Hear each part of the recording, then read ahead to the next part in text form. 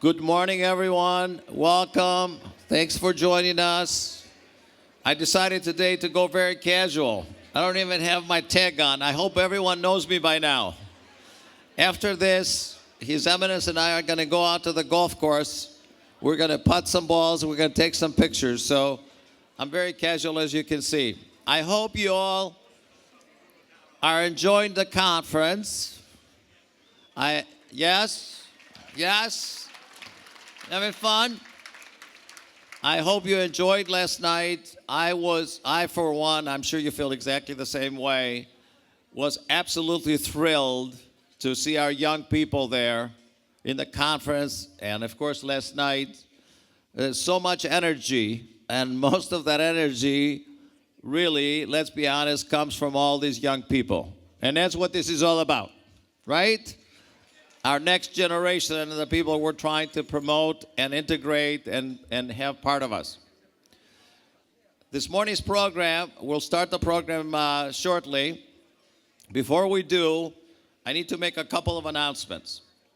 The first one is the hotel told us that at 1:30 p.m., for some maintenance issue, they're going to shut down the electricity for like 20 minutes. So don't be surprised, just know about it. Perhaps you go out to the pool during that time. I don't know. Okay. The second point is we've had a lot of requests or questions and requests regarding the presentations, including the video that we presented a couple days ago at the start of the conference, since many of you or some of you were not able to be there. And the request is that maybe we show the video at the banquet, but it would not be practical. It would take too long. It would distract from what we want to do, and including having fun.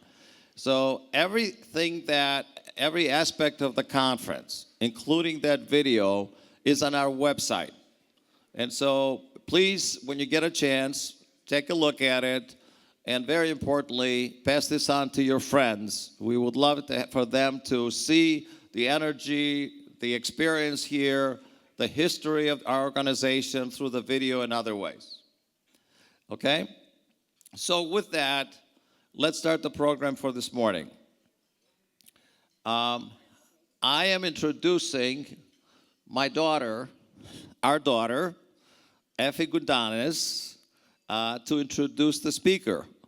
And so I can go on and on and on and say so many good things about my daughter because she's my soulmate. In addition to my beautiful wife, my daughter gets into Hellenism and Orthodoxy more than anyone else I know.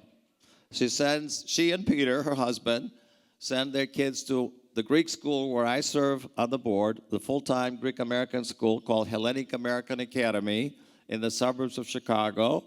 And she also volunteers there. She spent 14 years in the corporate world. She stayed home for 6 years to raise their 4 beautiful kids, my grandkids. And now she's at the school helping the school progress. And so I appreciate everything that she does. And very importantly, not only Effie, but all of our children for following what I talk about all the time. And by the way, they do this and they realize I never threaten them that they will not be in the will if they don't do it. They do it on their own. At least that's what they tell me. And I believe them. So, Effie Gundanes, please come up and to present our next speaker. Good morning. As far back as I can remember, my baba, Dimitrios Panagos, has been passionate about Hellenism and Orthodoxy. He's always applied Hellenic values and principles in everything that he does. And it's something that he's instilled in my brothers and I. So I'm very happy to be a part of today's program, so I appreciate it. It's so wonderful to see him be a part of the legacy that is Leadership 100. This organization is special because of its people, all of you in this room. People that continue to inspire next generations to not only make and think about making a big impact, but really doing the work. So thinking big and being there and present. I have the distinct honor in introducing someone that will definitely inspire you, this morning's speaker, Matina Kolokotronis. Matina is the Chief Operating Officer of the Sacramento Kings, entering her 27th season with the NBA. Prior to her appointment as CEO, Matina was also the president of business operations. She's the only female in the NBA to hold both titles. Yeah. This achievement is one I know I will share with my 3 daughters to inspire them to not only challenge their brother on the basketball court, but also hopefully on their way to the front offices. Matina brings decades of experience in sports and government law, community affairs, and contract negotiations. Her leadership, among other accomplishments, has been integral to the development of the award-winning Golden One Center in Sacramento. Recognized as the greenest and most technologically advanced arena in the world, and is the first professional sports venue in the world to achieve LEED Platinum certification. Matina's leadership extends beyond the King's organization and into the community, where she's an advocate for numerous women's advancement groups and non-for-profits. She's a fellow Chicago native, and I have learned over the last couple days that her Greek roots are tied in Nestani, Greece, which is where my husband is from. She's been actively involved, yes. She was raised in the Greek Orthodox faith and is also an active member of the Greek Orthodox community. She and her husband, Sotiris, who is also here today, I heard is also a direct descendant of the Kolokotronis, are longtime Sacramento residents and the proud parents of 3 children, Constantine, Marissa, who is also here with her fiance Blake, and their son Nicholas, who is here today. Please join me in welcoming Matina Kolokotronis.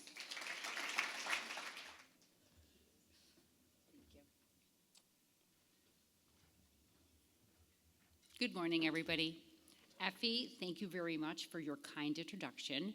Jim and Marianthi, I just want to say thank you so much for what you're doing for Hellenism in our community. Your Eminence, thank you so much for inviting me to be here today. It's quite an honor for me to speak to you. When I first got the invitation, I was a little taken back. I saw that there was a doctor and a general in me. So not what you would have expected from me when I was young. When I was a young girl, I had a little problem. I was known as Mrs. Faceria. I was a little bit of a troublemaker at school. My favorite subject when school was over. I excelled at gym, and I really had a hard time focusing. My favorite report card said that I talk and walk too much in class. As you can imagine, that was not really good for my poor parents who were Greek immigrants. My father, Nick, was born in Nestani. I know we have some Nestanotises here and some Tsipiana. And my husband yesterday actually showed me an article that Nestani stands for Nostos, which means home. So that really was, I had known that all these years. And my mother was born in Deya, which was a village that was next to Nestani. And although that they were about 10 miles from each other, they didn't meet until they were in Chicago. Like most Greeks, my parents came to America with no money and no education. My father actually came to America when he was 14. I sometimes think about that journey, and I marvel at how he actually made it here when I think about how my youngest has a hard time getting to the grocery store to buy me something without stopping 10 different places. My father worked on farms and as a truck driver, and eventually he worked with his brothers, opening some very successful restaurants. He didn't make it past the 3rd grade, which we really never talked about, but like many immigrants, he was able to build a successful business, mostly through hard work in his community. My mother attended some high school, but her family moved to the United States before she had the opportunity to graduate, and I know that that was a source of disappointment for her, and they really, really focused on education for us. They wanted to give us the opportunities they didn't have. My childhood was like a version of My Big Fat Greek Wedding. I remember when I saw the movie, everybody was laughing, and I thought, like, what is so funny about this? It's exactly how we lived, right? I grew up in a duplex in Chicago. There were 6 apartment buildings, and there was 15 of us. It was complete mayhem, but it was so much fun. Every morning, my mother was the only driver of the 6 women. Can you imagine that? And she would pile us all into the station wagon. We'd cram in, and she would drop us off at Plato School. Everything about my family was Greek. We went to Plato School. On Sundays, we went to Annunciation Church. On the weekends, we went to weddings, baptism, christenings. I don't think I met somebody until I went to high school that was not Greek. And we went to more festivals and dinner dances than you can imagine. And every summer we went to Greece. Trips to Greece were my favorite thing of the year because I didn't have to go to school. I had cousins, and I loved spending there. We would go to the Platea, we would go swimming, we just had like a really wonderful community. Every year when we were there, there's a beautiful monastery in Estani, one of the most beautiful monasteries in the world. On the 15th of August, all my cousins and I would get up and we would hike to the top of the mountain. We would light a candle and we would say a prayer. And, of course, I didn't have to go to school, so it was a lot of fun. The summer would come to an end with an amazing panigiri. There was a huge party in the village, and we would stay up all night long, and we would dance. I might not have been a good student, but I'm an amazing dancer. But the party didn't last for long. The school would come to an end, and I would have to go back to America and back to Plato School. I remember one year I was sitting on top of the church, and I was praying for straight A's. Obviously, that's not how that works, okay, you guys? Didn't get straight A's that year. My parents, luckily, were just as much as they focused on my academic education, they also focused on our spiritual education. I was a much better student at Sunday school than I was at regular school, mostly because we weren't being graded. Every summer, we would listen to Father Dimitrios Panagos make sense of the Greek Orthodox Church and faith and teachings of Christ for us. Father Triantafylis, coincidentally, was from my mom's village, and he was so compassionate and kind, and he was the nicest person I'd ever know. I remember thinking when he was giving his sermon that, maybe this is what God looks like. Father Triantafylis meant the world to me. He married my husband and I at the church, and I have the fondest memories of him. After church, we went to Sunday school, which was great. I could be a busy bee, that I naturally was. We learned about the Bible and the teachings of Christ, not by reading, but through arts and crafts, which I absolutely excelled at. Our Sunday school teachers taught us about compassion, humility, and honesty, principles that guide my personal and professional life to this day. Faith and the teachings of the Greek Orthodox Church ground me and provided me with spiritual foundation upon which my life and my success was built. Somehow, I made it through high school and college, and I even got into law school. I guess God was listening after all. That was a huge source of pride for my parents. In fact, all three of my sisters are lawyers. You can imagine family gatherings can get a little spicy. Around this time, I achieved another milestone for a Greek girl. I got married. Better yet, I married somebody from my parents' hometown, and his name was Matina Kolokotronis.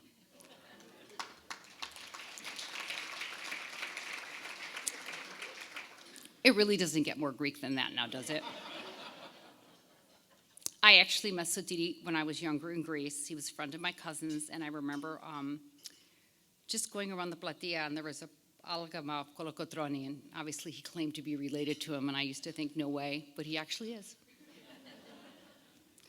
Sotiri had gone to business school in the United States and was working as a developer in Sacramento. So we were going to get married, and we were going to move to California. And in my mind, I'd never been to California. I had this vision of California where I was going to show up on Rodeo Drive. There was going to be palm trees and water, and it was going to be sunny. And then I landed in Sacramento, where we were surrounded by farm and cows, and there was not a high-rise in sight. I was like in cultural shock and also just really homesick. I wanted to go back home. I just couldn't, I was like, oh my God, this is not what I signed up for. And at that time in my life was the first time that I thought about, I knew there was one place I could find familiarity and community, and that was the church. So I went to Annunciation Greek Orthodox Church, and I became involved in the Greek Orthodox community there. The priest of Annunciation was Father Doges, and he reminded me a lot of Father Triantafylis. He was kind, and he was very active in the larger community. You know, I might have been miles away from my family and friends, but I found a second home in Annunciation. I realized that the church gave me a purpose and a community, and even when I strayed from it, it was always there for me. In moments of crisis, You will go back to your faith and your principles. Your faith will anchor you and ground you like it grounded me. As I was settling into Sacramento, I was settling into law school. I attended the University of Pacific with George, and to my surprise, I thrived. I realized that I really wasn't, it's not that I wasn't a good student, it's just that I was dyslexic. So it was the first time in my life that I realized that I could overcome a disability, and I leaned on my other strengths, which are my people skills, and also befriending the smartest people in the room. So, when I graduated from law school, I was a little lost. I didn't really know what to do, and being a good Greek girl, I listened to my husband and his family, and I went into the real estate business, which I absolutely hated. So I did that for about a year, and it gave me no purpose, and I decided to try something different. So enter Nancy Miller. She's one of my best friends and my mentor. She was a well-known lawyer in Sacramento. Nancy's firm was very mission-driven, and she worked with a lot of nonprofits and public agencies. It was then that I realized that I could make a difference in the world, and I could be a successful attorney while staying true to my principles. Nancy ended up is still one of my best friends and a mentor, and to this day, I looked up to her. Additionally, she was the first woman who I met who had a successful career, was married with children, and was actively involved in her community. My mom and the mothers that I grew up with did not work, so they were housewives, and I will say that I took a year off after I had my youngest, and that was the hardest year of my life. But I just really wanted to do something different. At that time, Sotiri and I decided to start a family. We have 3 children, Constantine, Marissa, and Nicholas, who are here today.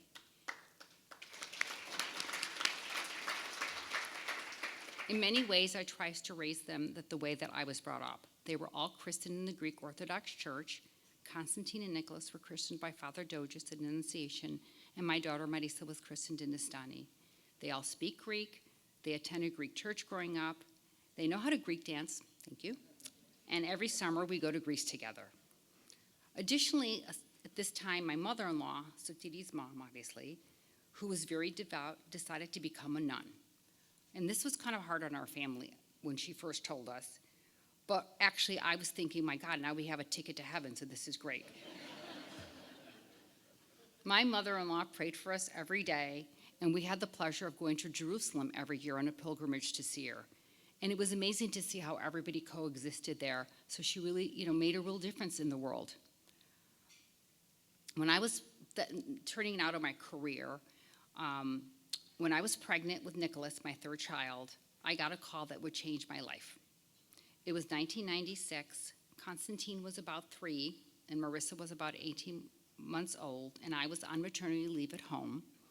And I got a call from Jeff Petrie, who was the general manager of the Sacramento Kings. He wanted to know 2 things. Are you a practicing lawyer, and do you speak Greek? I understood the first question. The second one threw me off a little bit.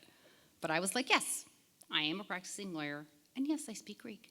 He said, we would like to hire you to help us negotiate a contract with the Greek player. And he said, in Greece. I said, sure. Who's the player? He said, Peja Stojakovic. I said, hold up. That's not a Greek name. That's a Serbian name. He said, well, there was a player who, in Serbia, and as part of the war, he was displaced in Greece. He played with a team called PAOK, and that since he was 15, and his English, I tell him right now that his English is still questionable. It's actually good now.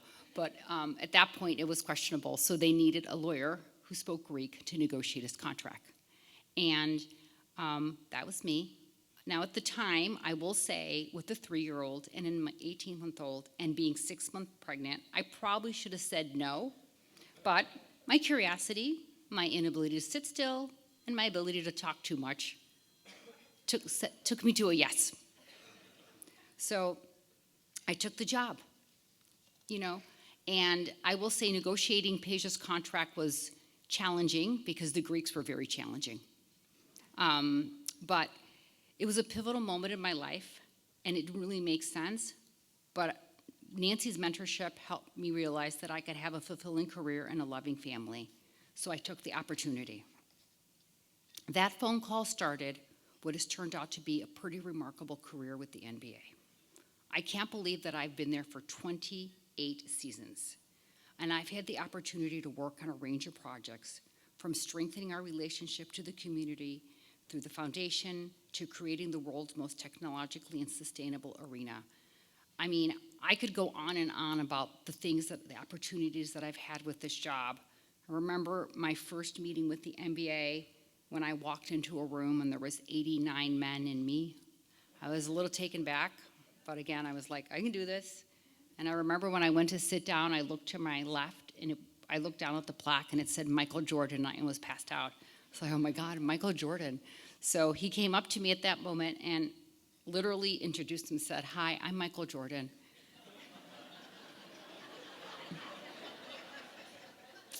And I said, I don't live on the moon. I know who you are. And then the entire meeting, this was my first meeting, I could not focus at all, you guys, because I'm from Chicago, and I kept thinking, oh my God, Michael Jordan's sitting next to me. I don't care about the numbers. And then at the end of the meeting, I'm like, can I have your doodles? Michael Jordan gave me his doodles. We also had the challenge of having to keep the team in Sacramento, and then I had the opportunity of a lifetime to actually build a multi-million-dollar arena, which was transformational in my life. And last year, we finally broke a 16-year playoff drought. So it's been really, really, really incredible. A lot of people say that basketball is just about a game, but it's so much more. The Kings organizations have helped revitalize downtown Sacramento and create an economic renaissance. We have brought so much revenue to the city. We've employed thousands of people, and we've done so much good. We are highly involved in the community. We volunteer hundreds of hours. We donate to charities. We also speak up on issues of social justice. And I've worked really hard to make the organization more inclusive in a diverse workplace. That includes a lot of Greek employees. I'm incredibly lucky to have found a career that fulfills me and gives me purpose. At the end of the day, true success is not about your title or how much money you make, even though that doesn't hurt. It's about whether the work you do aligns with your values. My faith and community instilled in me the values of compassion, humility, and honesty. Through my work with the Kings, I get to implement those values every single day. Another way that I keep my faith, it's through my children. So Didi and I raised our children in the Christian faith and did our best to instill those values in them. They are all involved in the community. They all volunteer in different ways. And in fact, my youngest, Nicholas, who I like to always call out in these speeches, spent the last 2 years volunteering around the world. When he first told me his plans, I was incredibly proud and supportive. Nicholas spent 6 months at a refugee camp in Lesbos, Greece, teaching English and math. Then he spent another 6 months in Colombia working with Venezuelan refugees. And then finally he came home, and I thought he was done, and he told me he was going to Sierra Leone. And I said, absolutely not. You are not going to Africa. And then he threw in the little sweetener. He said, I'm going to go join the mission with the Greek Orthodox Church there with Bishop Themis, and I'm going to coach soccer kids. Of course, that spoke to my heart.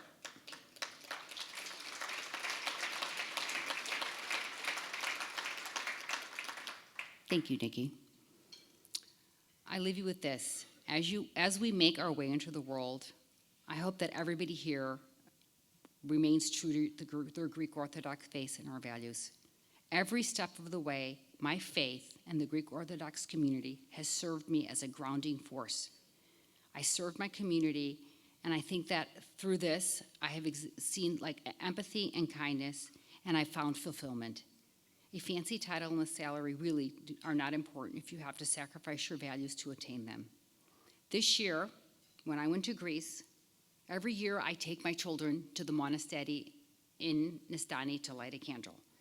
The year before last, it was so hot when we went in the afternoon that this year I was like, I'm going to go at 7 o'clock in the morning. And as you know, my kids stay out in Greece all night long. So I said to them, I'm going at 7 o'clock in the morning, and I'm going to make my annual pilgrimage to my dad's village to go up to the church. I go there for a moment to reflect and to give gratitude for everything that I have. I owe everything to my parents, my education, and my Greek heritage and faith. And when I woke up that morning, I went downstairs to get in the taxi, and I was stunned because all 3 kids had beat me there. And that really meant the world to me. I mean, it really is important that we give back, and I think that making that pilgrimage gives me a chance to reflect on my life. So thank you very much for giving me this opportunity. I also want to thank my husband and my children for always being there for me.